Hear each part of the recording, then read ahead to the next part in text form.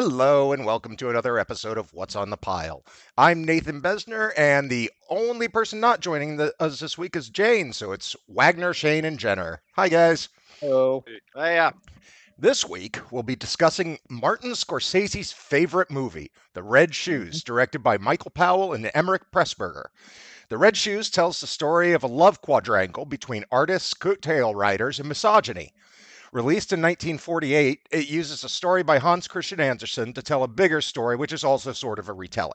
Absolutely gorgeous and one of the most important films in history to the art of compositing. The Red Shoes has earned its place in the Criterion Collection, but what do you all think? I assume everybody, did anybody not like this movie? Does anybody not like this movie? I like it. How would that even work? Yeah, I know. It's like this is a classic film masterpiece. It's like I said last week. This is like one of the most technicolorful of all technicolor movies ever made. It's their favorite. It's gorgeous. It's enthralling. The music is freaking amazing. It was mesmerizing. It was a movie I wanted to live in. It has the odd question mark here and there, but I have a few comments similar. Yeah. Yeah.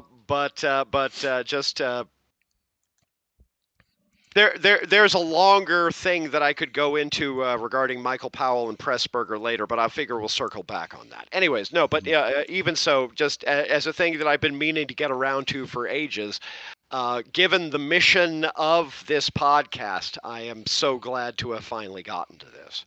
I mean, this is, as you pointed out, like one of the most important movies, and none of us, am I right? None of us had seen it before, correct?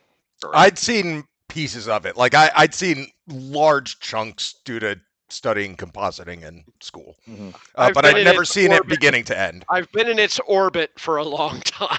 Yeah. I've checked it out from the library like 4 or 5 times throughout the years and never gotten around to watching it. Well, you've gotten closer. You and Scorsese with the New York Public Library and its 16mm print. Yeah, his restoration company is the one that restored the from the negative, the print, to its full glory, and it looks gorgeous. Oh, it does. Yes. It does. And well, I'm gonna fix my webcam while you guys are talking. Okay. It's all washed out. Yeah, it looks disgusting. I'm still listening. Yeah, I figure if there's any Red Shoes with your webcam being. I was going to say if there's any movie that deserves quality color correction for commentary thereupon. Yeah, just everything about the film is a technical marvel. I love all of the bits and pieces. Looking and trying to figure out how they did certain effects in 1948, and I found myself thinking of Blood of a Poet a lot, the Jean Cocteau film. Yeah. Brilliant film. It's a 1938, I think. The main character at one point is at a mirror and he pushes into it and suddenly falls through the mirror and it's a pool. And it's freaking gorgeous. And the way he did it was just a quick cut between looking straight at a mirror and looking straight down at a pool and going splash. And just doing that quick cut in between. Yeah. And it looks gorgeous. It looks incredible. And there's a lot of that in this movie, a lot of that kind of technique. To that point, and I'm betting this is one of the main things you must have seen previously in compositing, the dream sequence during the ballet when she's dancing through the kind of abstract red and blue backgrounds. Mm-hmm. So, I mean, I'm lucky in that I got a great big TV and the Criterion edition of the movie. Could anyone else kind of see the edges? Is it matting that I was seeing the edges of with her dancing? Because there's points where she dances and there's on the red background, there's like a cloud following her around, which might be an error. But on the blue background, I think there were like actual matting errors. Is that correct? Or... They're not errors. That is literally what it looked like at the time. You couldn't get any better than that. It wasn't possible. Yeah. because there was no green screen or blue screen.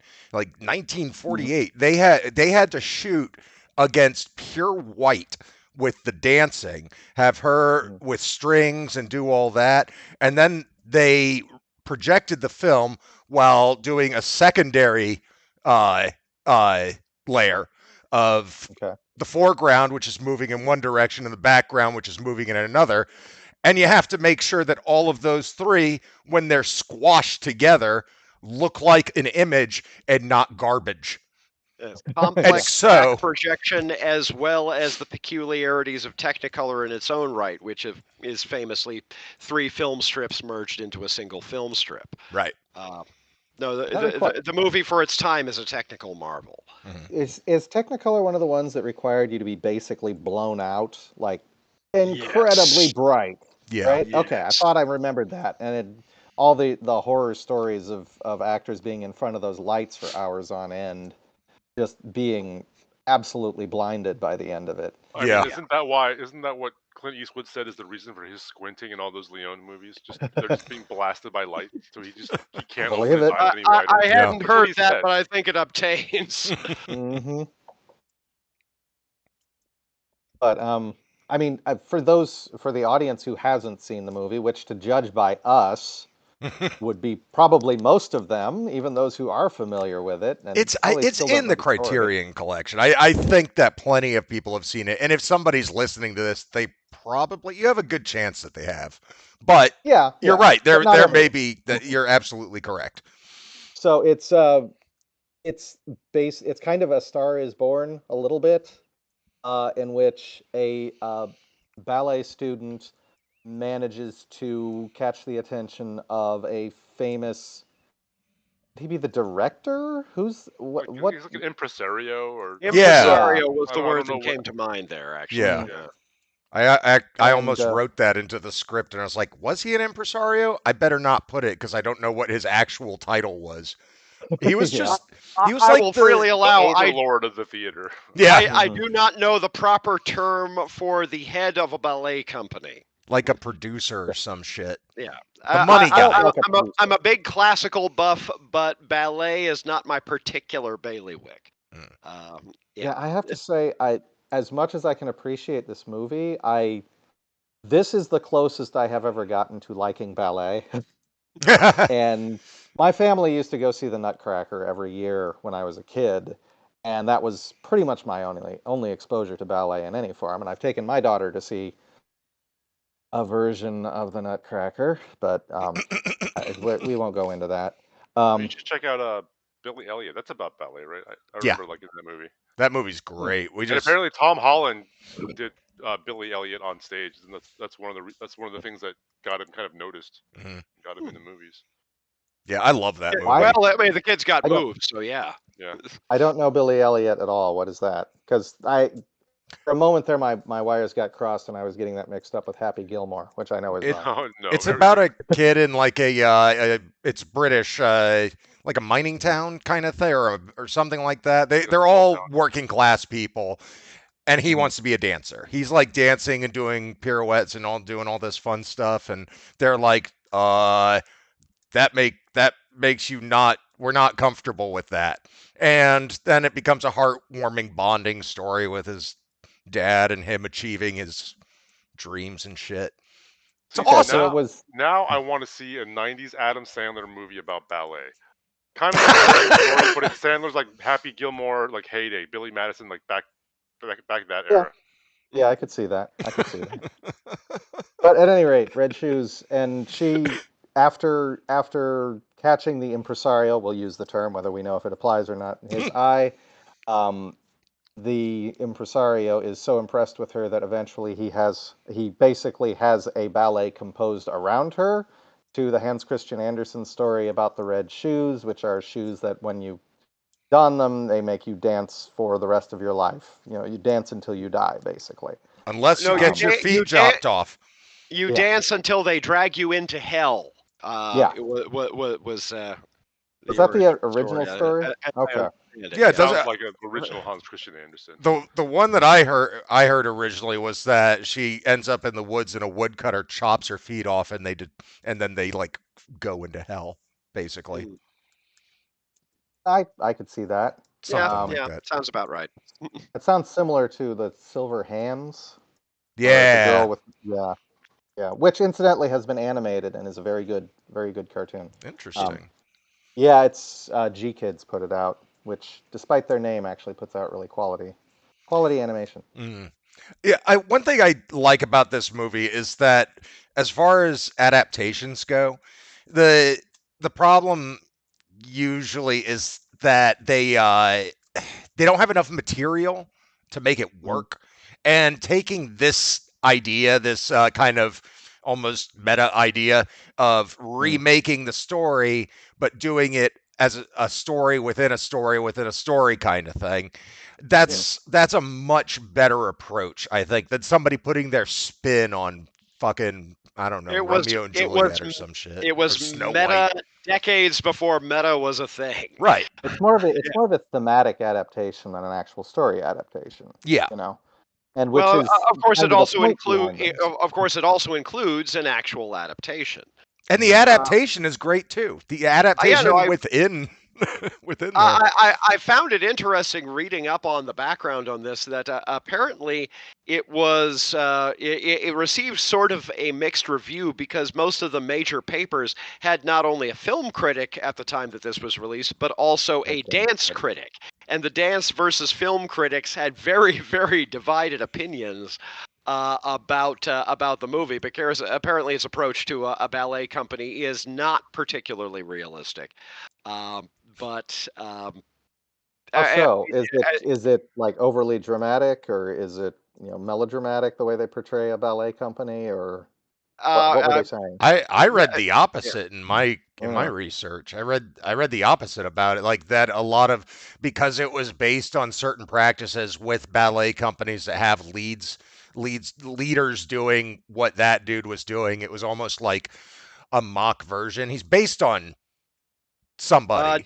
Diaghilev, Sergei Diaghilev, who was one of the preeminent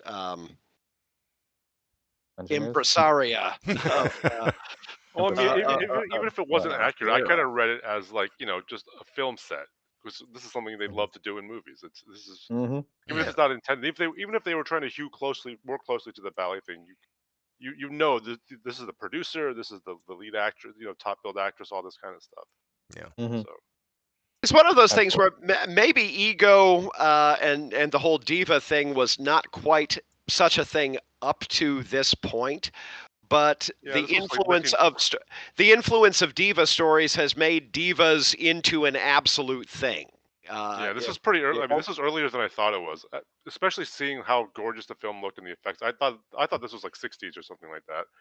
Apparently it was 40s. So I don't know. Yeah, maybe you're right, Jenner, that whole trope didn't quite exist in the way that we have it now by that point. Or possibly it did exist, but it just wasn't spoken about. It existed in other cultures. Oh, absolutely. Like I know. I don't know. That was just kind of an idle thought there, but yeah. No, but you got to figure that people vamping for the cameras has only become a thing, since vamping for the cameras became a thing, if that makes any sense. It is. There was a lot of. So this film originally was produced under the Rank Studios. Rank Studios, the art. But Rank's just like own production company. Yeah, but Rank's basically just an investor with an office. Yeah, the Rank organization was a distributor and very little else. I mean, the Rank organization mostly just picked up stuff from smaller studios. They did most of Hammer's stuff in Europe in the 70s, for example. They mostly were doing independent pickups, and the Archers were nothing if not an independent. And with this one, with the Red Shoes, it was when he saw the print, Rank decided, I'm gonna just let this show for a week in England and then throw it away. He had no idea what to do with it, which was not an uncommon reaction to Powell and Pressburger movies. So apparently why? Well, they had just done Black Narcissus, I thought, which was a big success. That's actually Yeah. the only Powell and Yeah. Pressburger movie I've seen. Well, that's the thing. In that week, they were like jam packed constantly. Just it was more than a week. I'm not. That's not exact numbers. Do not quote me. It's slight It, exaggeration. yeah, it's like it was like a idea. couple of months or something like that, or maybe a year even. But it built up so much momentum that he decided, no, let's go give this to other territories as well. Send it over to the U.S. Yeah, it ended up surprisingly successful, apparently mostly through word of mouth. They sent it over to the U.S. in 1951. It became the first English movie to break $5 million domestic box office. You know why this is a good movie to watch right now is because of Godzilla -1. Didn't that just get an Oscar nomination for effects? Yes. Damn right it did. Okay. Small. Didn't get nearly enough, but something for a Godzilla movie is a feat in its own right. It deserves so much more, but I digress. It's that idea of making a actually this one went over budget. It was not cheap. By the standards of its time. Yeah. They ended up sucking some of the extra out of the director's pay, which is it's worth it though. I mean, yeah. Weren't they shopping it around for like a decade? Apparently it was they originally started it when they were working for the Kordas, Alexander and Zoltan, back around the time of, actually before The Thief of Baghdad, which of course Alexander Korda produced and Zoltan Korda directed, and Powell co-directed, just to kind of up. But if you've never seen The Thief of Baghdad from 1940, it is one of the greatest fantasy movies ever made.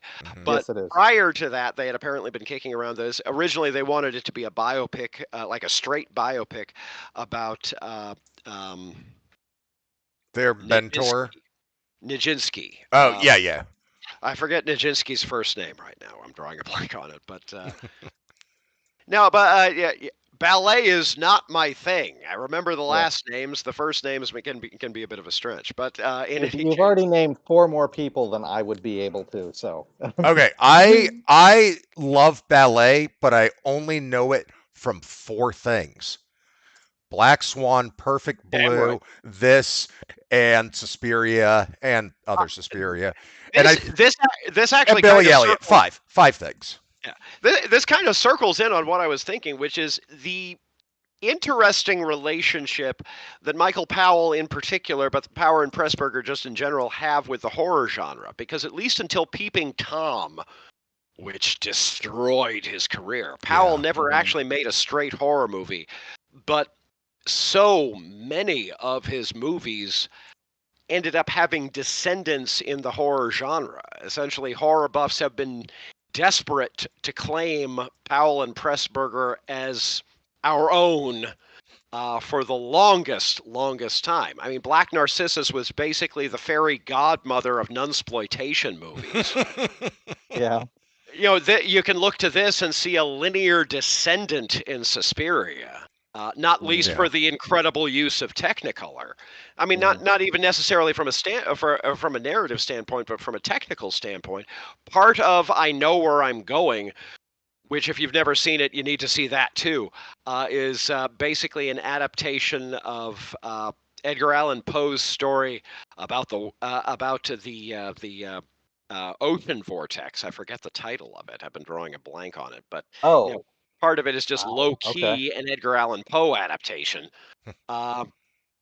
It's one of those bits where magical realism kind of crosses over into lots of other genres. I mean, for pity's sake, the whole automaton sequence from the Tales of Hoffmann, the follow-up to this. Yeah. I mean, it's basically that's George Romero's favorite movie. That's Romero's favorite, and of course, he was always, anytime that he was trying to check out the Tales of Hoffmann from the New York Public Library, half of the time that Scorsese kid had it. But the automaton sequence specifically is, linear ancestor of stuff like Megan. Essentially, rogue AIs gone amok to this day. There are almost no filmmakers who are so influential on the horror genre, particularly, as Powell and Pressburger. Of course, when Powell finally actually made a horror movie, Peeping Tom, it destroyed his career, despite coming out around the same time as Psycho. Well, speaking about meta before there was meta. Yeah. I find it really interesting that you can track directly from this movie to Martin Scorsese's visual style and being like, I'm just going to do some of the things they did with the whip hands, all the way to Edgar Wright, and we wouldn't have Edgar Wright's particular style if he hadn't started to kind of parody in his early career the whip hands, and then they just became integral to his style. Now, of course, as I mentioned last week, for Scorsese, it helps that Michael Powell's widow is his editor.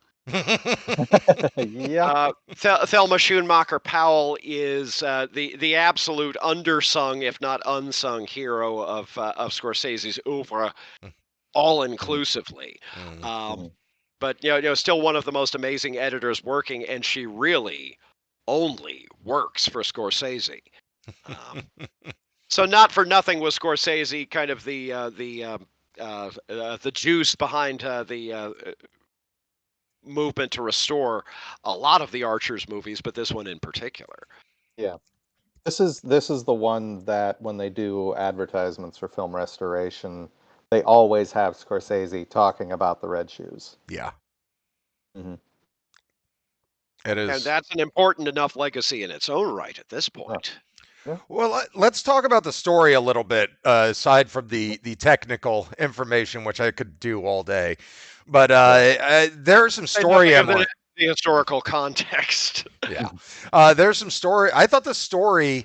Oh, there goes Jenner. Oh, penguins. We lost your video. Oops. I can hear you. We hear the Yeah. Oh, there we go. Hello. Touched the wrong button. Sorry, I'm back. What was I saying? Some of the story, the actual narrative movie itself. Yeah, I fucking hated Lermontov, Boris, Lermontov. Yeah, Lermontov. That's it. I hated that guy. I know. I mean, I hated Craster too. I hated them both. See, the thing about Craster, I loved Craster until the very end, when he's like, you can identify with Craster to a degree, especially as artists, but then you can't really ever identify with Lermontov, or I don't think you're meant to. I don't think you're supposed to. He's sort of a Svengali figure as much as anything else. Very specific. Well, what I find so interesting about the character is how he is just a textbook narcissist, and that last shot, last shot of him where he's crying, all I could think in that moment was he's crying for himself. Yeah. Oh yeah.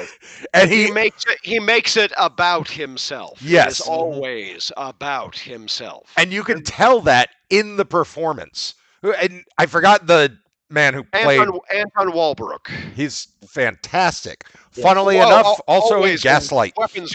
One of the original Gaslight, not the Charles Boyer, Ingrid Bergman one, but the original Gaslight, its predecessor, which I still haven't seen, and might ought to do that on a later episode, but which by all accounts is actually superior to the Ingrid Bergman Boyer version. No, which version I saw? I don't think Ingrid Bergman was in it, so maybe I saw the original. I can't. You remember. Probably saw the original there, but no. Walbrook was a great character actor, and in this case, playing a guy who feels that the world should edit itself around him. Is doing just a beautiful performance.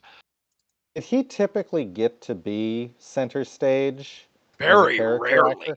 No. I would have thought so, because unless the film not much else.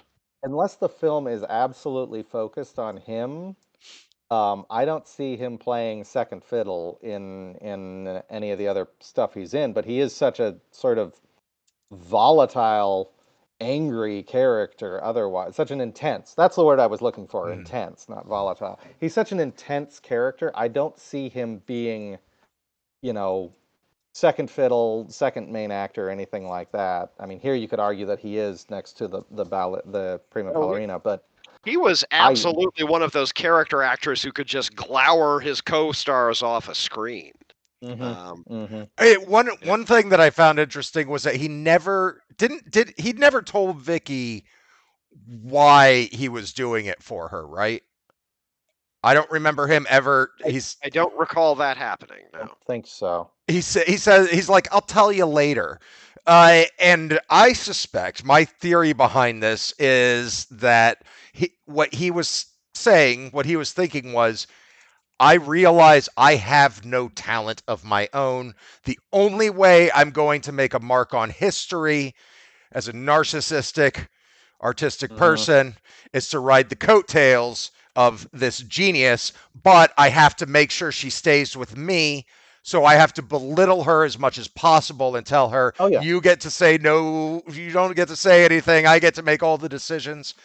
And that's the one thing I didn't like about the movie is the end. I take that back. I go back and forth on the ending with Craster's decision. Vicky gets torn between dueling egos. Yeah. Well, yeah. I actually am going to, and this is entirely my perspective, so I might be reading something into it, and it comes down to the one flaw I think is in the film, which has to do with Craster. And I feel like there is a sequence missing somewhere close to the end of the film that gives us a better perspective on Craster and I can't believe I have forgotten her name. Vicky. His wife. Nikki. Vicky Page. Yes, thank you. Craster and Vicky's relationship after they're married. Because when we see Vicky on her own and she comes back to Lermontov and then Craster shows up, it feels as though he is trying to come back to lay claim to her. In that very Dario Argento shiny leather trench coat. Yeah. Yeah. Which came out of nowhere as well. I was like, ugh. That could be an interpretation of it, but at the same time, he is also showing up because she has run away from him to a relationship that everyone involved knows is abusive. Yeah. And he is trying to come back to her. You could see it as him trying to come and rescue her from it. But at the end, he still gives her the, not permission, but he is allowing her to choose that course. But at the same time, they never even say it, but you know the reason why he was there is because she was supposed to be at the opera too. Yeah. It was the opening night of his opera. There is no way she was not supposed to be there. And the reason he realizes she has run back to this abusive relationship is she has vanished and is not attending the opening night of his opera. And he abandons his own opera opening night to go try and rescue her from this. So that is it's a very charitable reading of the situation. Largely, I came to that because I could see how very clearly this could be read as two assholes fighting for possession of Vicky Page, right? Yeah. And I'm not sure which reading was intended by the author of the film. The exclusion of any sort of view of their married life after they get married and before she comes back to Lermontov tells me maybe we're supposed to see it in that light, that it is just two assholes fighting, a very misogynistic view trying to take possession of her. But on the other hand, it could be just assumed that we would have expected that they have a loving marriage, given the era that the movie was made. Well, he literally says, you can dance anywhere, anytime. You can lead the same life I am. I'm not even stopping you. I'm encouraging you. Just not with this asshole who fucked us both. And she's like, but I need to be with him. And he's like, all right, fine, fuck it, bye. And yeah, there is a bit of that. There is a bit of that. I mean, there is some acknowledgement that she realizes she's not going to be as great a dancer if it's not with this asshole. But that's the thing. Making the Steven Soderbergh version of Solaris an arguable descendant of this as well. But the problem being that he convinced her of that. He managed to convince her that she could only be great with him. He got so into her head. So very Svengali. I think that the relationship, I think it was muddled the way it was told in that particular. I think it's a speed bump. I think it's a problem in the storytelling, and I think we were supposed to see that last shot of Lermontov and Lermontov, and yes, see the narcissist crying for himself, but also see, 100%. This is his fault. Everything. His fault, nobody else's. The last act definitely feels a little overcompressed. I mean, it's already a very indulgent running time for its era in any case. So I could allow for the possibility that there might be another 12, 15, 20 minutes of this on an unrecoverable floor of it somewhere. You're right. It's a little bit of a speed bump to the narrative, but fundamentally, it does just go that much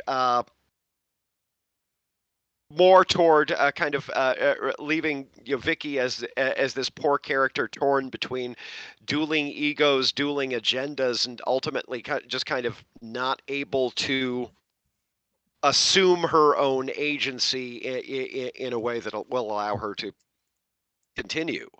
I mean, there was a scene with Craster and Vicky that was very telling to me. I can't remember where it was. It was the two of them alone, and he talks about how one day he's going to talk to some young girl, and he's going to tell this girl about this woman who he was with one day. That was a lovely scene. So, but he's not even thinking of her as a partner. He's thinking about his future without her. He's thinking about her as an object that he once possessed. That is a very good point, because I did not know how to take that scene. He figures she's going to outgrow him, which is an artist assumes that people will outgrow them. See, that was my initial reaction, but it felt, I was like, that's not. There's something like, is he saying it to be like, yeah, you're gonna leave me eventually? Is he saying it to be like, I don't want to be too presumptuous, or is he saying it, quality to it, which kind of lends itself to the interpretation that it was a possessive. That's how I took it. And later we get like one line of dialogue from a letter I think she wrote where she calls him a monster or something like that. I mean, he called Lermontov a monster. Yeah. Oh, was it Lermontov? Okay. Yeah, because she sent a letter to stage director who was the old man? Sergey. Sergey was the old man. Yeah.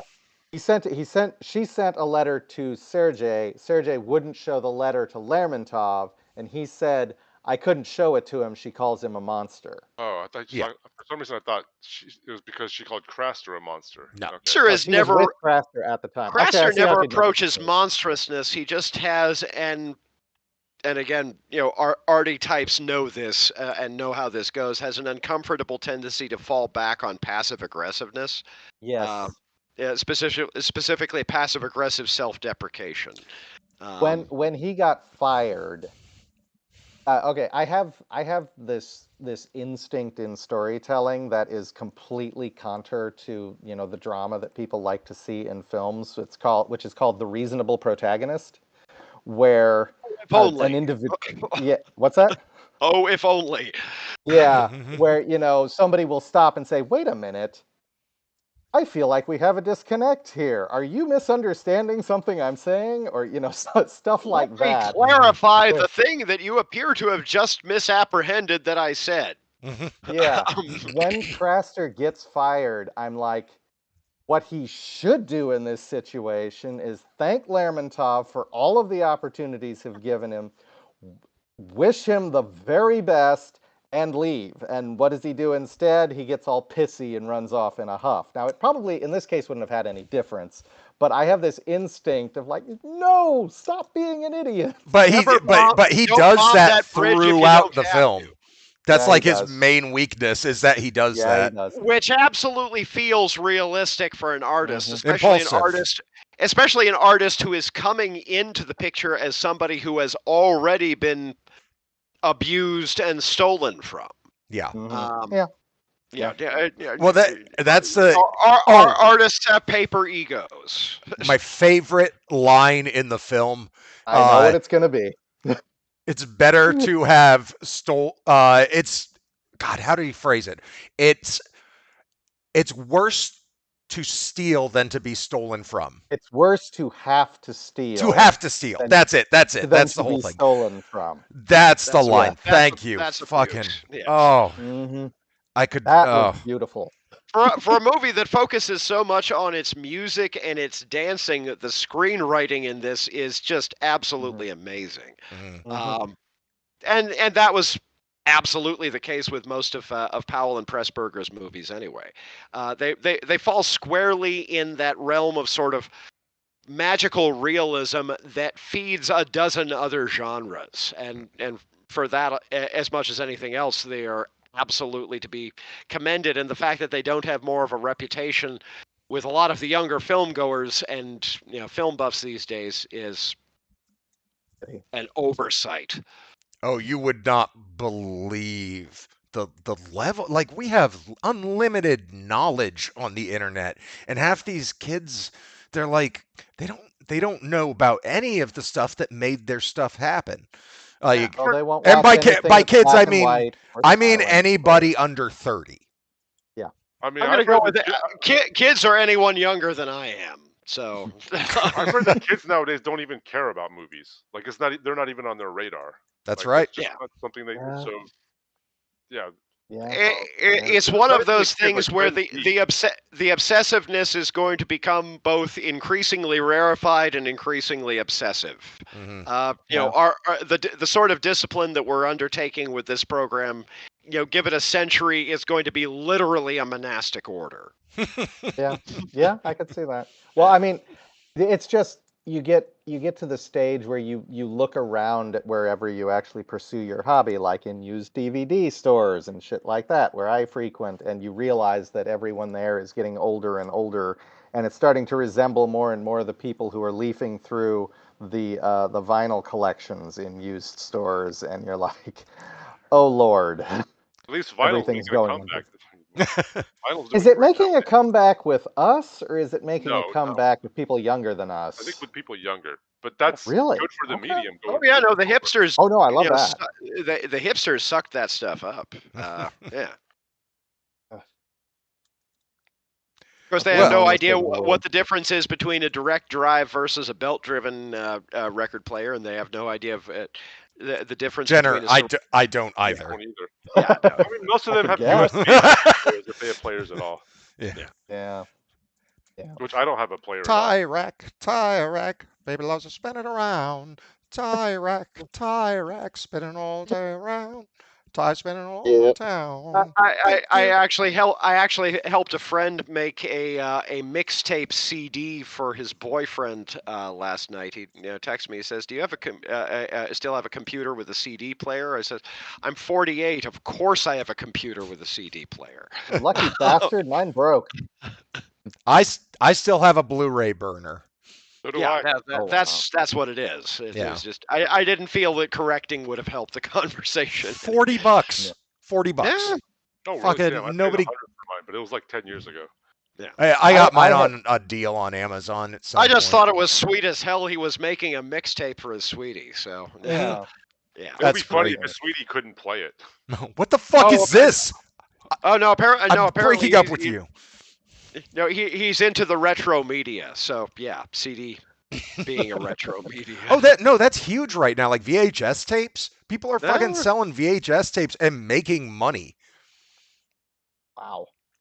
Just to clear I out have to go that do closet something. back there, I need to work on that. Yeah, there is a vintage market for VHS tapes now.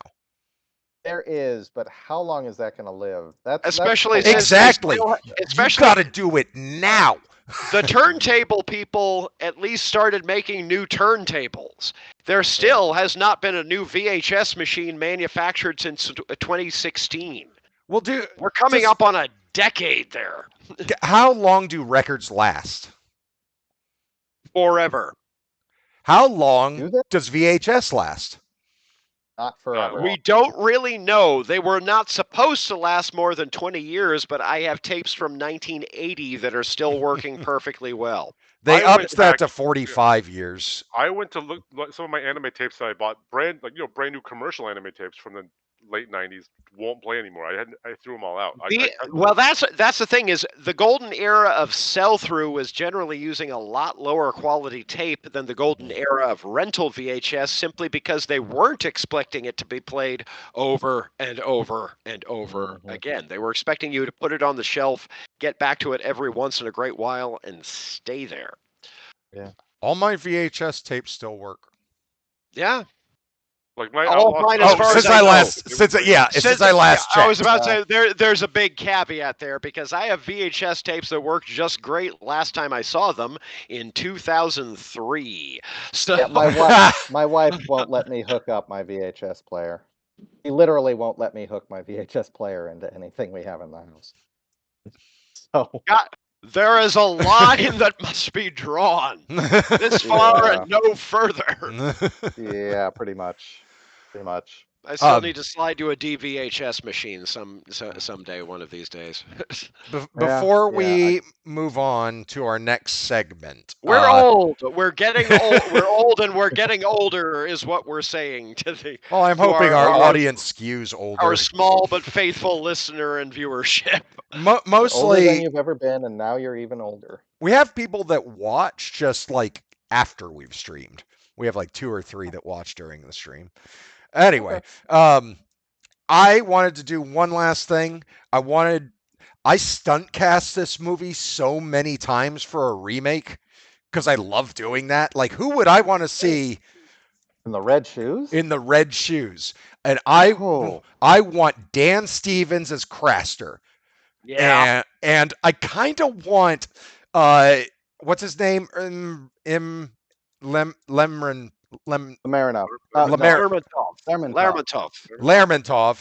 I kind of want Kevin Kline.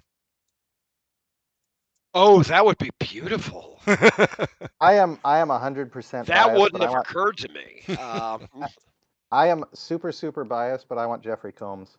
But that's me. He can be Sergey. I'm an idiot.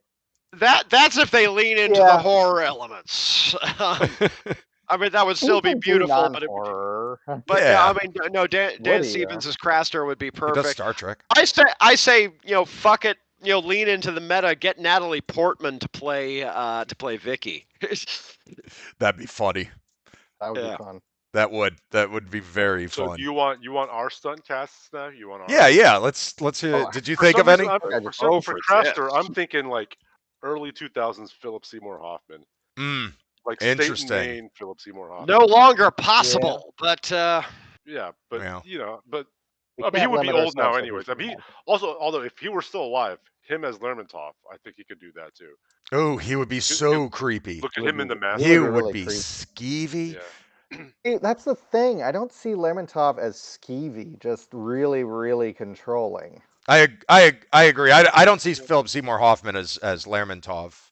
That's a tough one to cast. Lermontov. I feel like there's somebody who's perfect who's on the tip of my brain, and it's not. I know that they would want to cast Daniel Day-Lewis, and I would not want them to. I agree with that. Both parts of that statement. Yeah. It's almost too obvious. Yeah, exactly. Yeah. I don't think he would do it either because of that. It's so perfect it wouldn't work, if that makes any sense. For Vicky, I know Wagner has seen it. Have you guys all seen Last Night in Soho? Not yet. Yes. I'm thinking Thomas and Mackenzie from Last Night in Soho. Oh, that would be neat. She's good. That would be good. She is. Yeah. I mean, she can dance, but can she do ballet? Yeah, I do need to see that part. I don't know if we can even take that into consideration. I was going to say, failing that, Anya Taylor-Joy is good at everything. But again, in the spirit of Daniel Day-Lewis, it's so perfect it doesn't work. Yeah. Yeah, I worry. It's so on the nose. I worry too much about her overexposure. I worry. Yeah. She's been in pretty much all good stuff so far. She's really freaking good at Well, she was in Amsterdam, but thankfully nobody saw Amsterdam, so she ended up Nobody coming out with noticed. clean hands. You need somebody young, wide-eyed, and edgy. I like what was her name? I think you Thomas said and Mackenzie is her name. Thomas and Mackenzie. Okay. Thomas and Mackenzie, you could Got do all those worse. things. So for Lermontov, this might be a mismatch, but Willem Dafoe. He could do it. No, He could do it in his sleep. He could do it. He could do it in his sleep, but again, almost too Close. Dominating. overtly vampiric. Yeah. Yeah, you're probably right. You're probably right. Think. I don't know. Christian Bale would be a pretty solid choice. I think. I don't want to. I don't. Too much exposure, I think, as well. Yeah. I don't feel right with Christian Bale. This is a tricky one. That's like, it's kind of like saying, fuck. There's a creature in Magic called a shapeshifter. It is every creature type. Yeah. Same thing. Yeah. Fair enough. So played by Doug Jones. Yeah. We should be so frickin' lucky that that's a thing that could happen. Ooh, what about Cillian Murphy? Yeah. Ooh. I was thinking about that a moment ago because if nothing else, Oppenheimer proved that he can play any age. Yeah. Full stop. Actually, no qualifiers. I haven't seen Oppenheimer, but Cillian Murphy, I think he can do Lermontov. He could do that slightly looming, again, vampiric without being Willem Dafoe vampiric. And I think Philip Seymour Hoffman strikes me as too kind of blocky for the role. I see Lermontov as this whip-thin narcissist, which I think matches Cillian Murphy a little better. But I mean, that's my impression. Sometimes when he got really emotional, he sounded like Vincent Price. Thank you. Yeah. That's how my brain works now. Oh no! In a much better universe than the one in which we live, Vincent Price was the lead in this movie. Mm-hmm. I think that's far. But Wahlbrook is still an absolute beaut anyway. I mean, I love Vincent Price and everything he's ever been in. I think there would have been too much camp to it if he had been in this. But you can see the gulf though. Oh yeah. Yeah. Like I say, you can see in another universe this would have worked. In a campier universe than this one. I have one last one that I thought of while we were talking. It is another one of those he could get it just by saying I want it kind of powerful people. And I think this might only work for me. But if Tom Cruise played that dude, it's just thinking the same damn thing. Really? Yes. Segueing from Philip Seymour Hoffman, but thinking about Magnolia specifically, I was thinking Tom Cruise as Lermontov would be a near brilliant bit of casting against type. That's the thing about Lermontov is there is a sexiness to him. There's a sexiness. There is a void in the middle, and if Tom Cruise can't lead into that, or can't lean into that. No, I was thinking the same thing, so thank you. Yeah, thank you. Be very interesting. I thought it was too ridiculous, but since you've mentioned it, I'm going to, follow along with that. No, not at all. Let's move on to our next segment, though. I'm going to keep us moving along, try to get us out on time tonight. Last words on the Red Shoes. Yeah. Dear God, if you're the slightest bit of even fainting at a film history buff, for the love of God, see it. See all the Archers movies that you can. See The Thief of Baghdad. See The Tales of Hoffman. See I Know Where I'm Going. See Peeping Tom. Peeping Tom, you need to kind of rough. Peeping Tom, you need to kind of brace yourself against. But do your background. I would not recommend Peeping Tom personally. My last word on this movie is I want to say I am very proud of myself that I didn't make any statements about how we said that there was kind of a speed bump at the end of the film. That's rough. Oh, that I did want to say one last thing. I think that they should have cut at. They should have made that shot of Lermontov Never gonna get it. It's gonna be lemon. Lermontov. I can't do it. I only think of lemongrab, and then they fuse together, and it becomes Lermontov. Or God damn it! Well, that time you got it right. That time you got it right, actually. Oh, sweet. Maybe I tricked my brain. That last Keep shot on of thinking Lermontov. and you'll get it. That last shot of Lermontov, it then cuts from him crying or whatever to an end scene with Craster and Vicky. And she's somehow still alive but dying, with a few scrapes and bruises after throwing herself. What happens when a train runs over you? Yeah. There's usually not much left. There are pieces. Yeah. Which So- would have worked well for the fairy tale of the feet getting cut off. And they could have done that. That's what I thought they were gonna do. Really. I thought they were gonna. Hideously. Could they have done that back then, though? Would they have allowed to? The Technicolor blood already feels like a little bit of a No. stretch. What I'm saying There's is a what I thought they were gonna do is they were gonna have Lermontov say she'll never dance again, and we're like, oh my God, she's dead. And then we see her. There's like a sheet covering her, and she's like missing parts of her, half her legs or whatever, and she like her legs got chopped off by the train, but she survived. And I think that's what they do in the slightly feel better remake.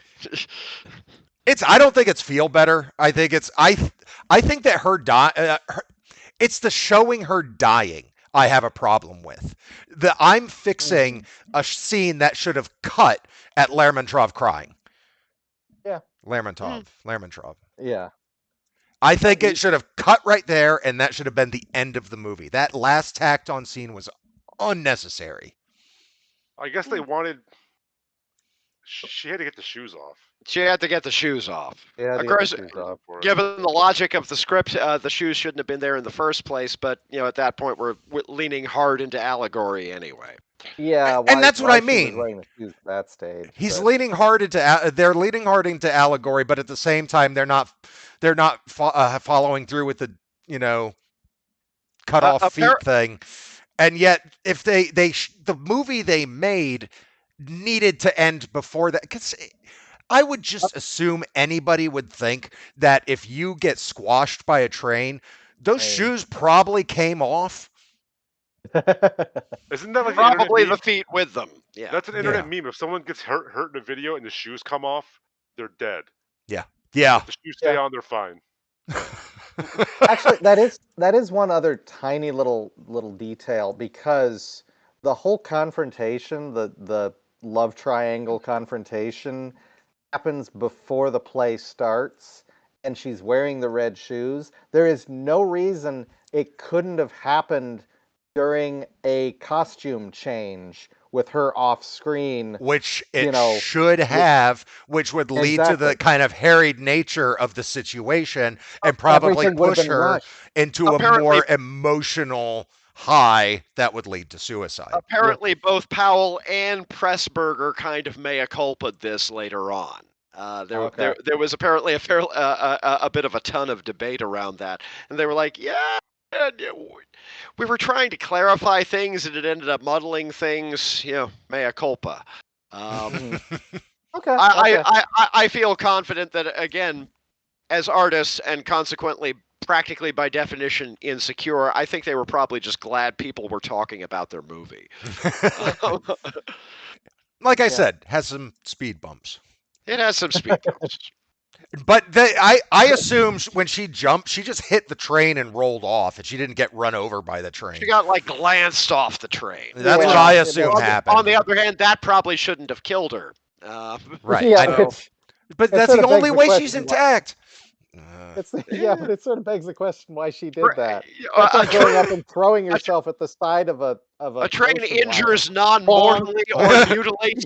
A train injures non-mortally or mutilates beyond recognition. There's really no middle ground between the two of them. See the curse of the demon, for pity's sake. You're fine or you're stuff. All right. Well, I'm gonna move us along now. Hsien, did you want to say anything else about the film? I think I'm good. No. All right. Go see it. Go to the library and get it. It's probably at your library. Watch it this time.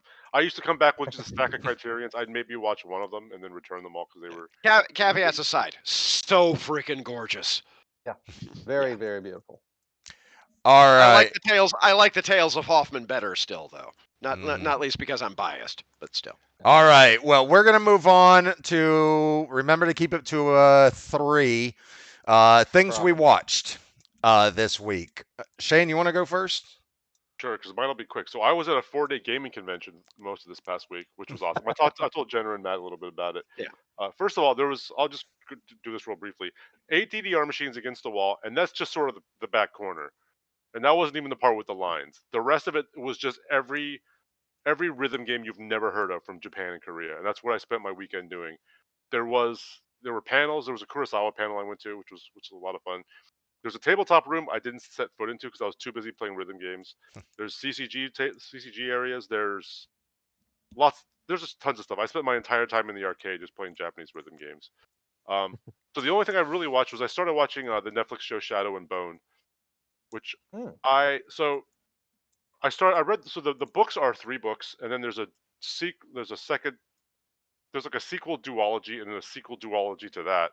I read the sequel duology first and fell in love with it. And then I went back and read. How does that even happen? Because that's the one. Those were the most highly acclaimed, and they were recommended to me by this other podcast that Nate and I listen to, Triple Click. It's actually I actually got just those 2 books for Christmas. I should read them then. They're good. Six of No, Crows. I'm just saying I'll read them. I never will. I do intend to, but I won't do it. Yeah, I know. Anyways, the sequel duology, the 6 of Crows are about the crows who are not in Shadow and Bone books. However, they are in the Shadow and Bone show, but it's the story of what happened to them before. So I'm loving it because Shadow and Bone I thought was just okay with the books. The show is pretty faithful to the books, but it has prequel stuff with the crows that was never in the books. So I'm really enjoying that. I think Jess told me she really liked Shadow and Bone the show, which is why I got her the books. So we really liked season 1. We really liked that first season, and then season 2 came out, and it turns out only I liked the first season, and everybody else is like, you can just watch it without us. And it's kind of hard to watch a show by yourself when you're in a house with a family because you're always watching stuff with the family. Do you remember Kaz and Jesper and Inej? The heist people. Yeah. Yes. They're not in the books at all. They're part of the 6 of Crows duology. Oh. All the stuff with them, which is like the best part of the show, is prequel to the books that I love that are about them. So I'm really enjoying that. So. Oh, that's cool. So they don't die in this. That's good. Well, what's the basic concept? What's the base world? Yeah, I've seen it. I've seen it listed on Netflix, but I don't know the source material. I don't know the context. It's like Russian-based magic. It's a Russian-based post-World War fantasy-ish world. There's a giant rift that's a sand ocean that has like ghost demons in it, and if you when you go through, you get a little lantern and like keeps them away and shit. And I do want a wizard whose magic is powered by vodka. So wait, Act 2 of Baldur's Gate is what you're saying? Yeah, actually, yeah. Kind of, yeah. Okay. And so actually, the first 2 seasons of Shadow and Bone apparently cover the first trilogy of books, and the 3rd season, which has been canceled now, would have started with 6 of Crows. That's why I haven't started second season. A lot of people very upset because it's a separate story, but it's the best part of the story. But anyways, I'm gonna finish the show. I'm loving the crow stuff in it. Hopefully, Jess likes the books as much as I did. I kind of want to read them now because I liked that show a lot, and I wanted to see what happened with it. I think I mistook it for young adult stuff. Season 2 concludes the story. It concludes that main story. Yeah. Oops. So then presumably the crows fuck off, and then we'll have their own story that you'll never see. But you can read about it in books that are in your house now. So awesome. Anyway, that's all I did. I will suggest it to my wife, who reads more than any other person I have ever met. So she will get through the entire trilogy, duology in a couple weeks. They go fast. They're a very easy read. I mean, they're young adult books, basically. In the meantime, the series is now back on my radar. All right. So okay. Yeah, I like it. Nate likes it. Jess apparently. I thought Jess liked it too, but She did like it. I don't know why she didn't want to watch it with me. Maybe she was just in a bad mood that day, and I just never brought it up again because there's so much fucking shit to watch. There is that. It's too much. It's too much. Yeah. Too much. It's not fair. Too much anymore. Too much to keep track of. Yeah. It's the embarrassment of riches. It's the paradox of choice. You can watch whatever you want. You can watch whatever you want. We used Good to call Lord, it what are you going to watch now? We used to call it blockbuster blindness, where you go into Blockbuster and you wander around for an hour and you leave with nothing. Yep. That's or Yep. I would do that also in Borders and Media Play and Walmart and Target and what? I think I've done that in every store. Best Buy. Yeah. not anymore. Not anymore. I don't go into Best Buy anymore. There's no reason for me to. I don't have a reason other than they no longer have discs. Yeah. They still have discs. They're just not getting any more of them. They're selling off what they've got. I wonder if there's going to be some good Laserdisc level sales. It really hurt. That's kind of what I'm hoping for. We already have good prices on Arrow stuff, so that may actually be worth taking a look. Okay. Like UHD RoboCop Director's Cut on Arrow for like $16 or thereabouts. Oh. Everybody say hi to Skip. Hey, Skip! I've never seen the director's cut of RoboCop. Really? You've never seen really the Criterion? Yeah, it's really just the Ed 209 scene is juicier. There is an additional 23 frames in the scene where the dude gets melted by toxic waste. Also, Murphy gets fucked up a bit harder. Yeah. Speaking of street trash. Yeah. I was 9 years old when I saw I had just moved to Montana and I was flipping through channels and we had Showtime for some reason, and there was this, I was like, what's this weird drive-in movies? Who's Joe Bob Briggs? And he had a co-host, and they were like, here's street trash. And they showed the entire scene of people playing keep away with a dude's dick. Yeah. And I was just like, a whole world of movies has been opened to me. That is a core memory. Yeah, I believe it. That is a Ten Fly Viper will get you yet. Yeah. All right, who wants to go next? I have a relatively short list, mostly because I've been digging through TV series. Not going to belabor too much. Let's see, got through the second season of The Gilded Age, which is slight but delightful if you like that sort of thing. Basically, Downton Abbey in America. Got through the 7th season of Rick and Morty, which is very solid. Actually quite liked it. Good performances by the new guys taking over the lead roles, so good on them. Because the new season of True Detective started with Jodie Foster, who's just freaking great even now. I ended up going back and finally watching the last few episodes of the last season of True Detective from back in 2018, thereabouts, the one with Mahershala Ali and Stephen Dorff. So I ended up wrapping that up.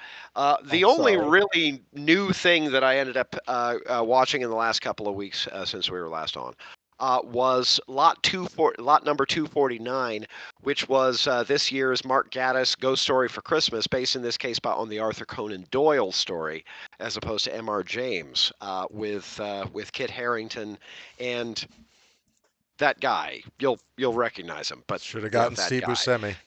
Not Steve Buscemi, but you get the idea. And Julianne Moore and Christian Slater. They all should have been in it.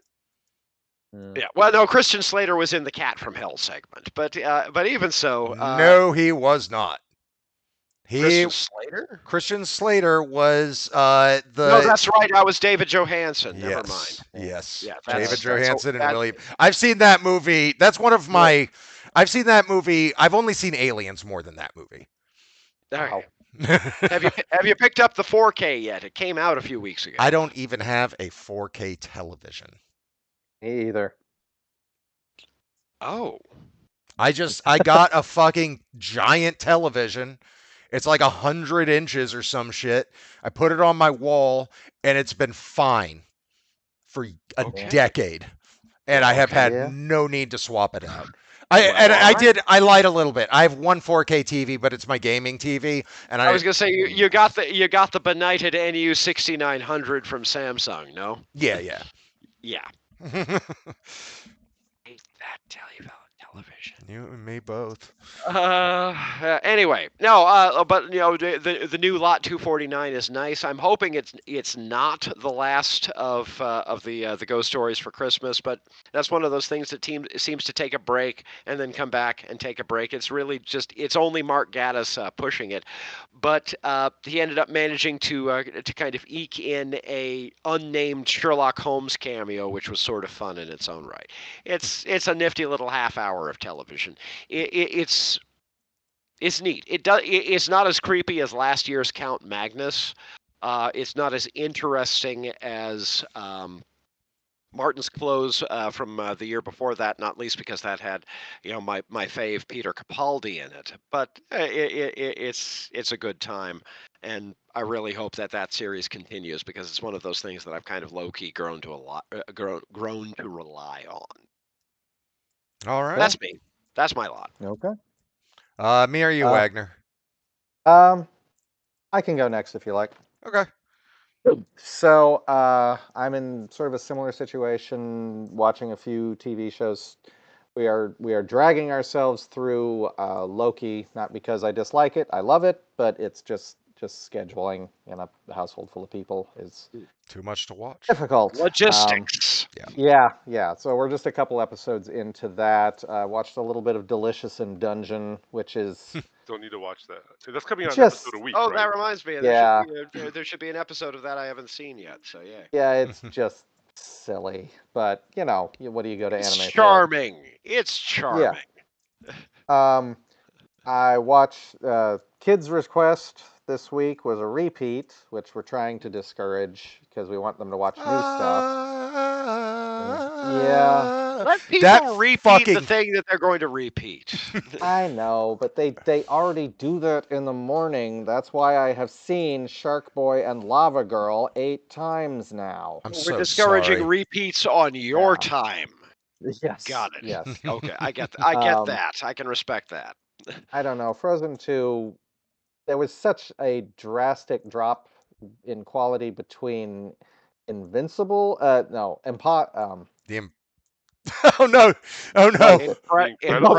Incredibles. Thank you. The I words. Incredibles. The Invincible Incredibles. Yeah, the drop between Frozen and Frozen 2 is not nearly as steep, but there's still. I quite like Frozen 2. I quite like. I thought it was. I thought it was rather muddled. So honestly. not as bad as Wreck-It Ralph and Wreck-It Ralph 2. Ooh. Oh yeah, that was a pretty bad drop too. That was a cliff. That was Disney's a straight been face. Disney's a little rough lately. Well, all aspects of Disney. Basically, I blame Pixar for infecting their surroundings with lower quality. Well, you hate Pixar, so yeah.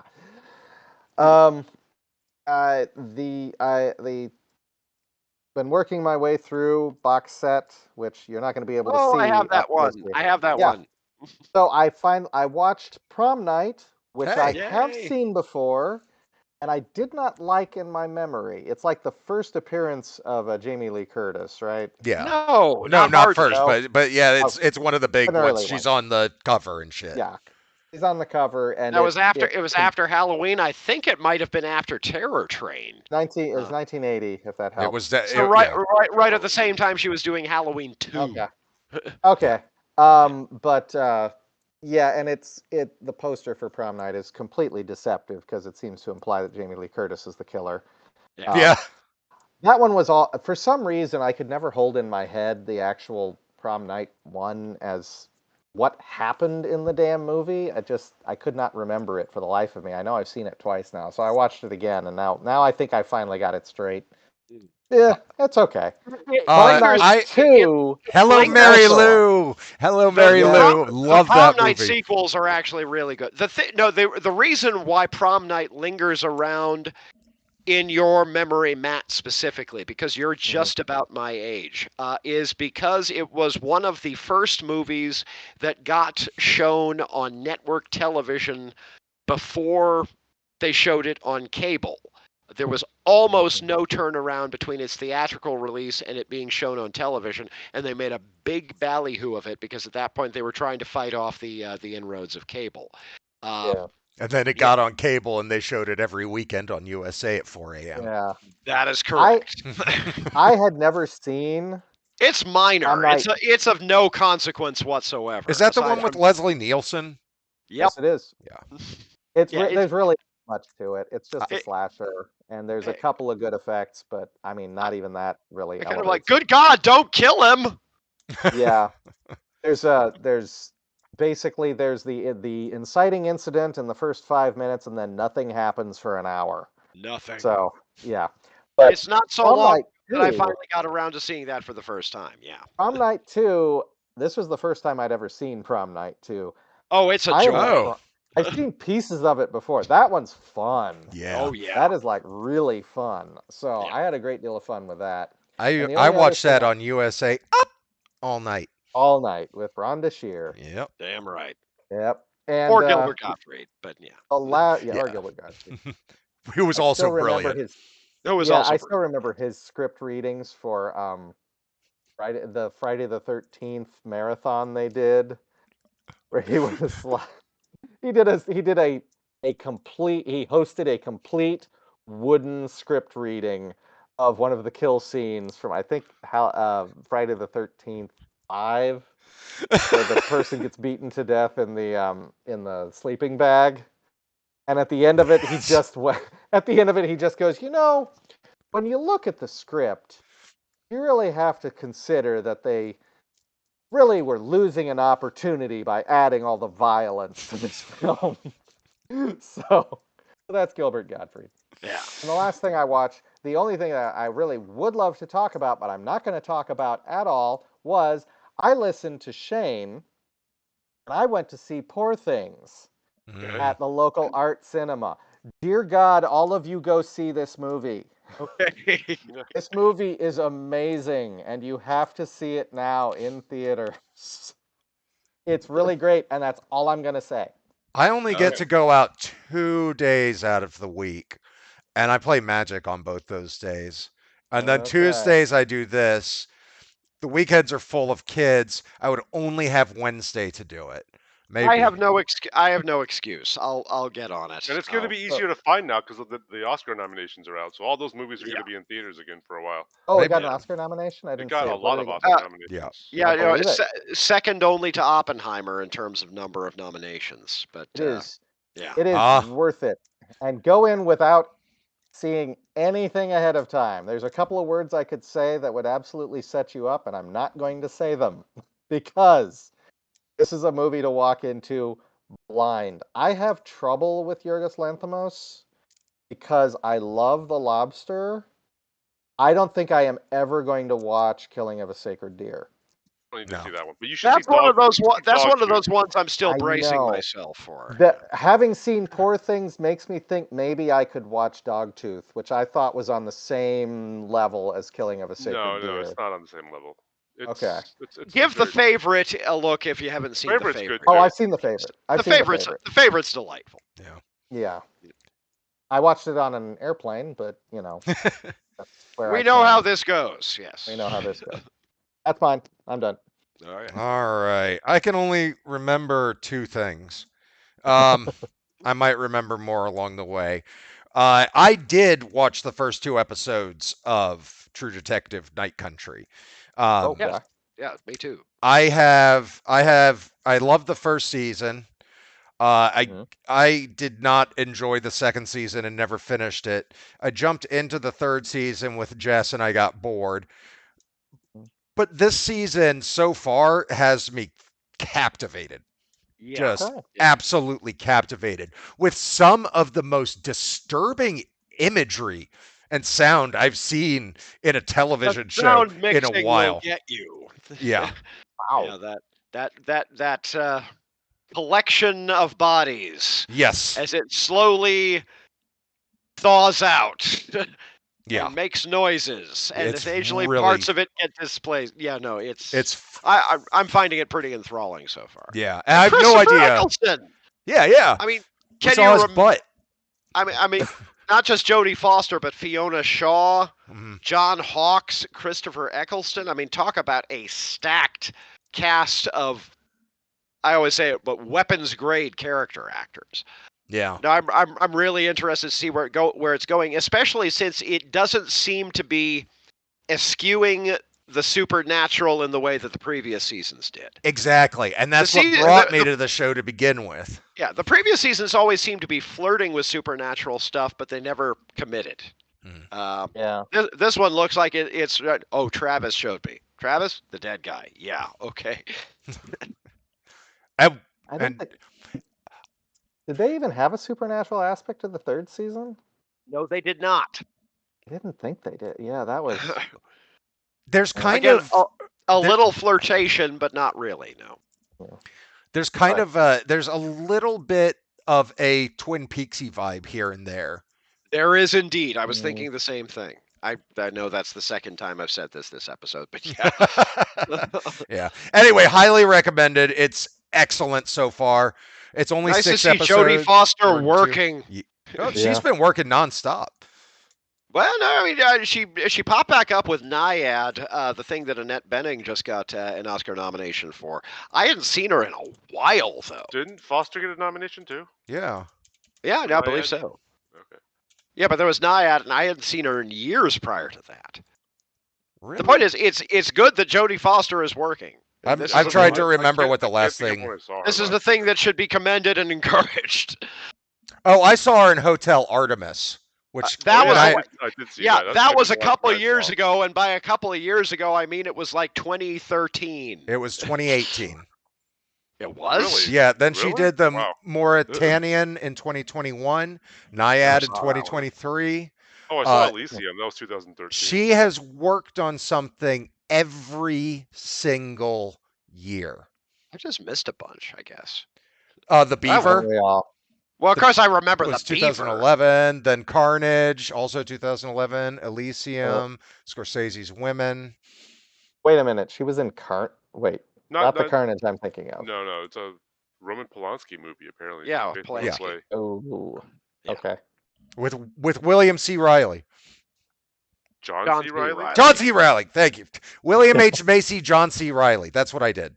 They're practically the same person. they're No. Yeah, they're they both both look in. like P. Anderson a lot. Yeah, exactly. They're both in Boogie Nights. She's not been cranking them out like she was in the 90s. That's all I'm saying. Okay. And I judge everything against a benchmark of the 90s.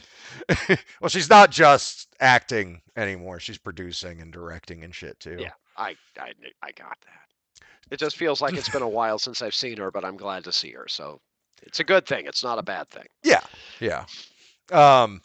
So yeah, highly recommended. Love it.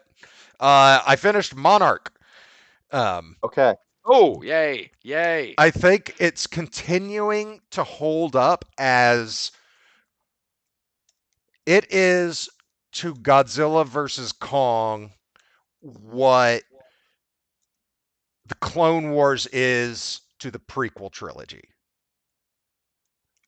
Okay.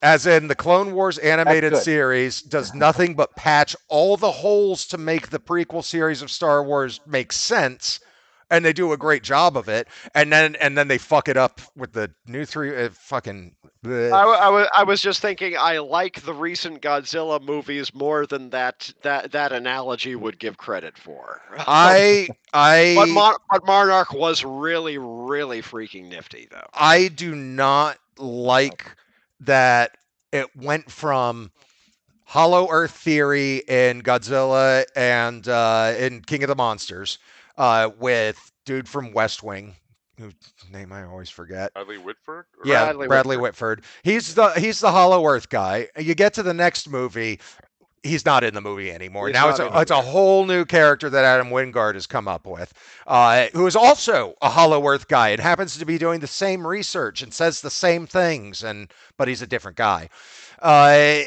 And that guy goes into the Hollow Earth, but no longer is it like a series of tunnels and whatnot that they could go through. It's now like it's like a gravitation. I don't get it, but it's like a gravitational thing where they.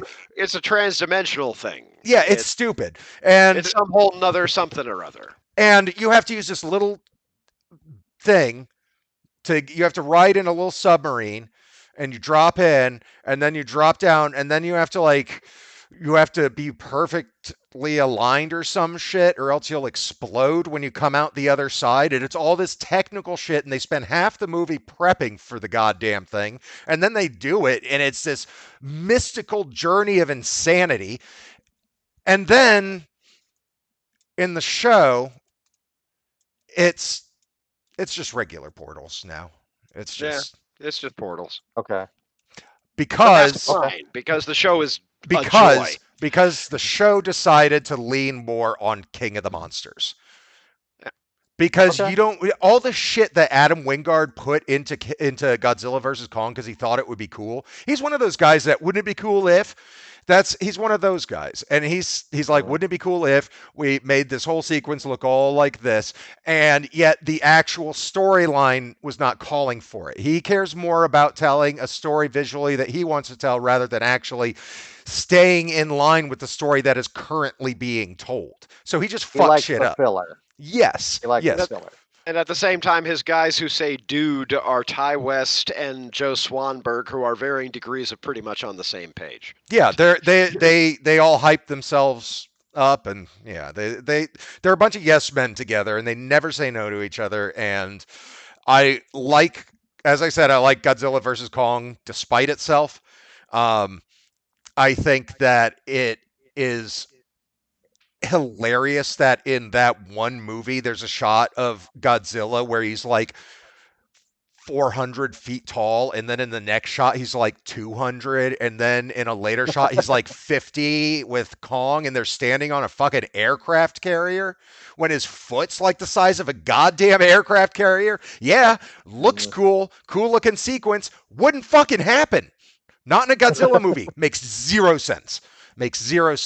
So I feel that Monarch has been kind of putting the tissue together between the good Godzilla stuff and the weird shit that Adam Wingard just comes up with out of nowhere. Like, for instance, creating an entirely new monster for your new Godzilla movie that's another goddamn ape. It's a fucking big orangutan. Woo. What does Godzilla have? He has they could have done Gigan. Oh. Yeah. They could have done a chimpanzee. Chimpanzees are fucking terrifying. That would have been, yeah.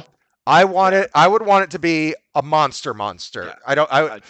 A giant chimpanzee would level the earth before it. What did Return of Godzilla come up with? Godzilla 1984 here. It followed up with Godzilla versus Biolante about a plant that becomes infused with Godzilla cells and becomes a horrible monster out of it. That's cool. Mm-hmm. Biolante was underappreciated. Not in Godzilla circles. Okay, not in Godzilla circles. Yeah, it's considered one of the best. Oh, absolutely. The Heisei era tends to be the one that... The Heisei era is venerable. Yeah. However, I will say, I got my little Godzilla -1 figure. Oh, yay. There you go. They're hard to come by. This is a theatrical exclusive from Japan. I love... Look at how cool he looks. Look at his spines and shit. God, it's such a good design. I feel like you're doing the mutant enemy like logo cross. Arg. No, I think I really liked Monarch. I don't remember having any issues with it. I enjoyed it throughout. It was a little boring here and there. It was a little drawn out. It's a delight to watch the Russells working, though. Yes, yeah, they're great. I also was- will allow the surprise at the end of the second to last episode did have me throwing up my hands like, yes! Yeah. Yeah. I kind of called that, like, as she fell into that pit. I was like, she's not dead. They're gonna find her. They're gonna find her.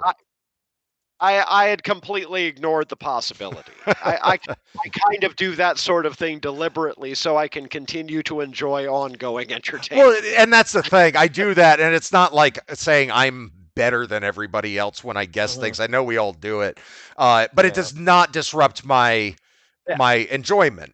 What sometimes disrupts my enjoyment is when I think they're going in a certain direction, and I'm really excited to see them going in that direction, and then they do something fucking stupid. That's what I don't like. Yeah, I can see that. Yeah. Like having Godzilla beat the ever-loving hell out of Kong and then getting his ass absolutely handed to him, worse than in any movie by Mechagodzilla. He basically becomes Worf for a moment to prove how Worf is the biggest character, so he's the one who gets his ass kicked the most. Yeah. They had to prove that Mechagodzilla was there because it's the last 5 minutes of the movie, and that's the big hype up. That's the thing everybody's excited for, and I think they failed Mechagodzilla in design and storytelling. But I love Monarch. I liked Monarch a lot. I really enjoy the show. I was disappointed that the end fight between Godzilla and not Batra was approximately 1.34 seconds and not 15 minutes, like a full third of the episode, which it should have been, because that's what everybody wants. There wasn't enough monsters in the show. Yeah. It's fascinating as a show. It doesn't have enough monsters in it. I thought they were going to have a ton because the first episode, monster. Second episode, monster. Third episode, monster. And then nothing. Like Godzilla gets up and walks away at one point. Literally all that happens. He barely notices that anything's around him. Like 15 people die. He just gets up and walks away. I mean, the idea of Godzilla as the warden bit of the gateway between worlds is kind of a fascinating idea of in its own right, and it feels like something that I hope they explore in further movies. Yeah, I think it's fantastic. Or best case scenario, a subsequent seasons of the same TV series. Which would hopefully have more monsters in it. I still thought it was a neat series. I liked it a lot. Yeah, I did too. I enjoyed it. And Kurt Russell is a national treasure. Yeah. And his son is getting there. Yeah, I like him a lot. I like him a lot. He's good. I liked him as shitty Captain America too. Yeah, I know. He was really good at that. I'm kind of a little tired of those shows. Fun little bit of news that I wanted to share before we wrap things up. Does anybody remember when Oliver Stone said nobody should be doing Ryan Gosling shouldn't do that fucking Barbie movie because it's this stupid piece of shit and it's commercial and it's everybody lives in a fantasy world now in Hollywood? No, because I don't listen to Oliver Stone. But go ahead. Oliver Stone has not had a relevant. So he actually watched the movie and put out a mea culpa saying, I am so sorry for being ignorant. This may be one of the most brilliant Hollywood releases in ever. Good for him for the mea culpa. Which I thought was fantastic. I loved hearing that. Yeah, I still need to see Barbie. Yeah, same. Does it make me want to see World Trade Center? No. I still need to see that just for Nicolas Cage. But I had to process that. Jesus. Anybody we have to pick what we're watching next week. World Trade Center. I will not be. Jenner hasn't seen it. Yeah, I will not be here next week. Jane, of course, Jane will not be here next week. So it'll be the three of us.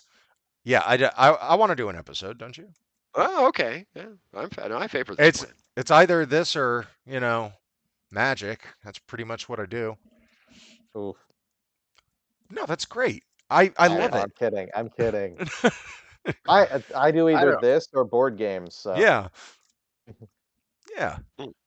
I have a nice little quiet life. I wouldn't want to be famous. Like being famous that should scare anybody. Not only do you get changed, like your personality changes from being a normal person to being stuck in a perpetual state of insanity for so long, it becomes normalized. And so they do this weird shit and people are like, "Why is that person doing this weird shit?" Because you made them that way. They're not real anymore. They are just personas. And that's horrifying. And having your every word discussed and judged. Fucking okay, Oliver Stone said let's say he didn't like the Barbie movie and said, "I don't like it." And then somebody runs a headline and then everybody's like, "Well, fuck Oliver Stone." I mean, it's just one dude. Like if Hsien said, "I don't like the Barbie movie," I wouldn't be like, "Fuck Hsien."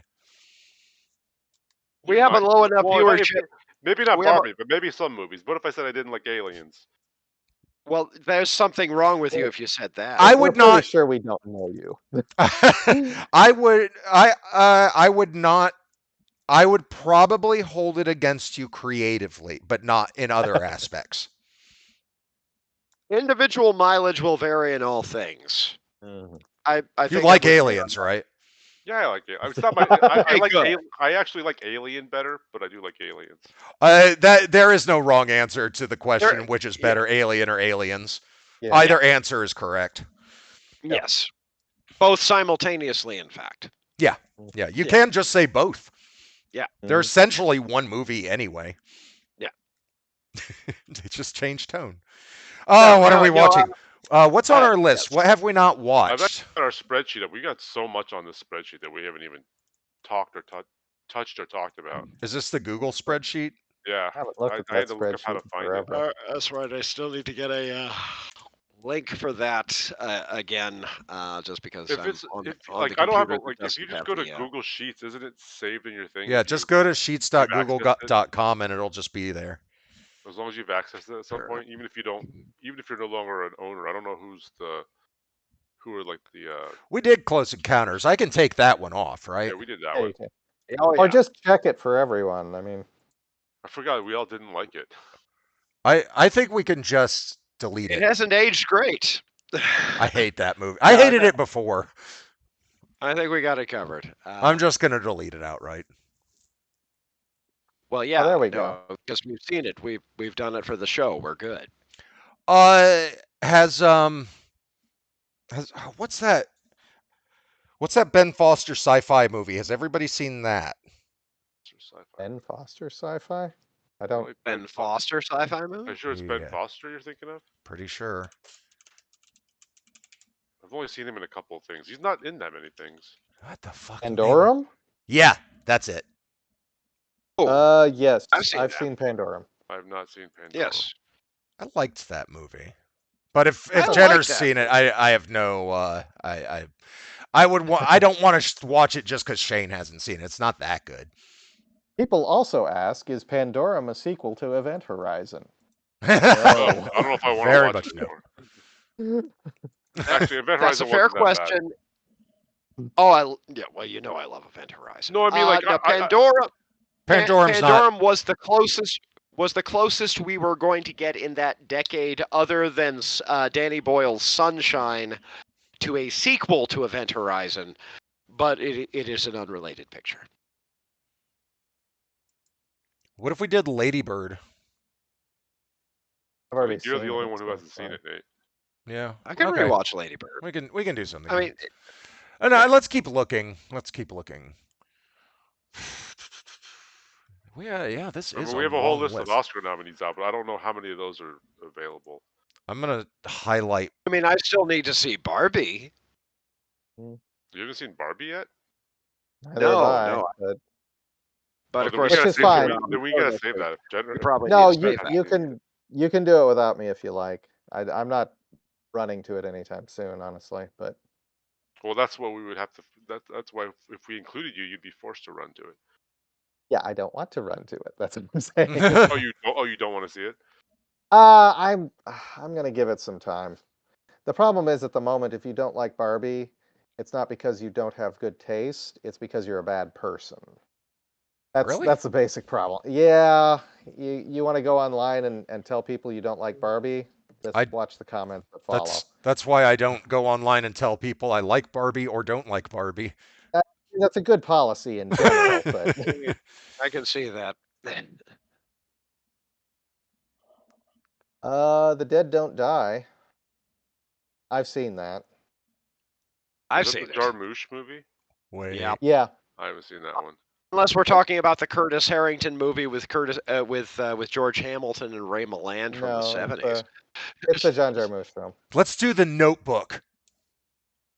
Ugh. Be my guest. Exactly. I watched that because I got a poster. I was completing a poster that had like this variety of films on it. I actually have no idea what it's about. I just know the title as a.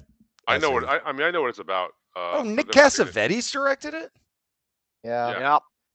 Directed his mom in it. Oh, this is Rachel McAdams. I don't. Yeah, wait, no, she's Mean Girls. I do like her. Yeah, no, Rachel McAdams is good. Who are you thinking of? I don't fucking know. What? Not Rachel McAdams. Well, crap. Let me see here. Oh, Ladybird's on here twice. Jenner's trying to find a way out of The Notebook. I'm still looking at stuff. I just thought it would be funny to make that exclamation. Wait, who hasn't seen Crumb? Wagner has seen it. I've seen it. Everybody else, yeah, you could do Crumb. Wait, Jenner doesn't have it on here. Has seen it. Oh wait, you've seen Crumb, right? Yeah, I've seen it multiple times. Oh.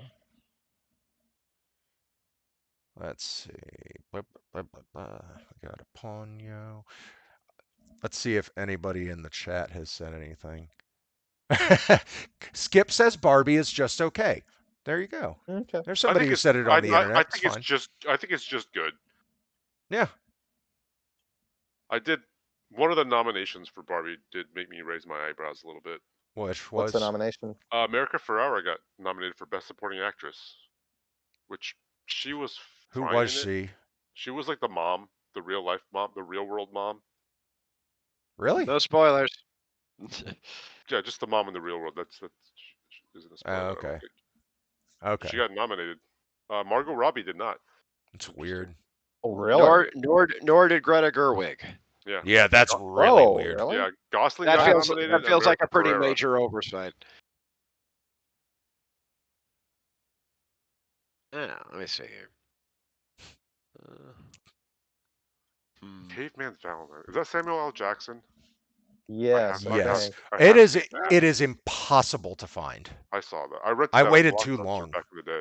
I think I have it on the. I might have it on the wall here. I'm not sure. I mean, it doesn't matter because I'm not here next week. But I still haven't seen Censor, and I really want to. Oh, I could watch that again. I oh, don't know what that is. I have entertained the idea of trying to talk some local friends into watching a double feature of The Censor and The Editor. That would Just work call it- rather well. If I was doing it in the old movie night, I would have said that, cutting film. Wait. Yeah. Are we trying to get one that none of us have seen? The three of us haven't seen? Is that Who- That feels like a fair approach. Who hasn't seen The Private Eyes? I haven't seen The Private Eyes. I don't even know what that is. I don't think I have either, but It's again, doesn't matter. it's I would hate to cover that one without Wagner. it's fucking the neighbor from. John Knotts and Thank Tim you. Conway. Thank you. I Oh. told you my brain doesn't. It's like an English manor house whodunit comedy that was shot at Biltmore State. It's one. Somebody, I used to watch it when I was 6 years old. I would watch that and Kingdom of the Spiders and Kingdom of the Ants, all in a row. Empire of the Ants. That's the one. That's the one. That's the one on the island, right? I have not seen Empire of the Ants. Well, now you're going to see Empire of the Ants. Sooner or later, yeah. I got Kingdom of the Spiders on Blu-ray from a. I've seen Kingdom of the Spiders just because Shatner. Yeah. yeah. There is a scene in that movie where Shatner takes a 6-year-old child and hurls him across the room like a football. And Yes, it's kind of it's amazing. yes. It was so funny. In theory, he's just trying to get the kid over the spiders, but oh my god, that poor kid. And then just a bunch of tarantulas. They're like the laziest spiders. Oh yeah. Yeah, but they're psychic. Oh yeah. Yeah. Or was it the Empire of the Ants? It's been forever. No, Empire of the Ants was psychic. Yeah. Yeah. That movie is amazing. So we'll have to see Phase 4 one of these days. Oh god, Phase 4. Who has not seen Charisma or Pulse?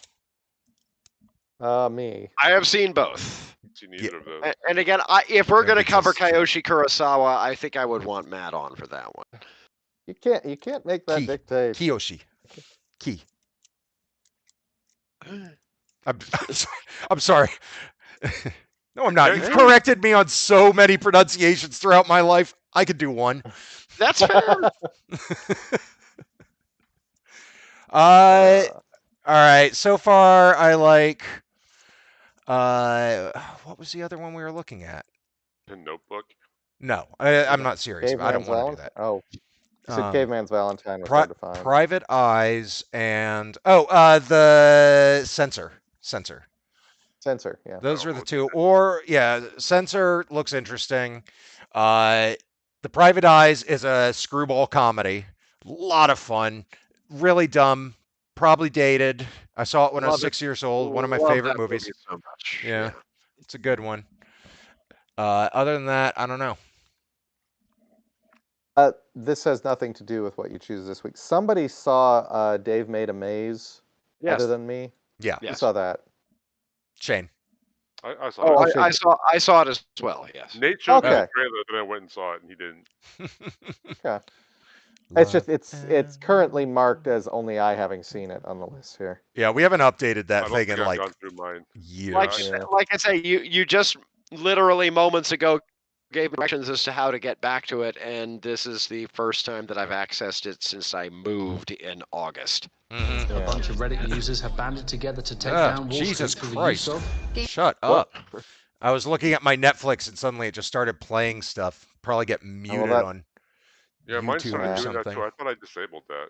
Yeah. Yeah, it's Netflix. Yeah, they just turn it back on every single time. Let's see. I don't know. I don't want to look this up right now. Do we want to table this? I'd like to think a little more about this. I feel like we should table this for the moment, but yeah. I feel like I can find something to pitch that is much better than what I've already pitched. I feel like we are not entertaining our few viewers, just kind of muddling over this now. They haven't left, but I am going to call it there for the night. So we'll catch y'all next time. Don't forget to like and subscribe down below. I think the people who are currently watching already did. So future people, you do it. Yes. All right. We will see you next week with something. I'll make a post. I'll put up a post on the YouTube feed about what we're going to watch for next week. We've got lots of entertainment. Eventually, we will narrow down to one piece of it. That's right. Yeah. All right. Good night, everybody.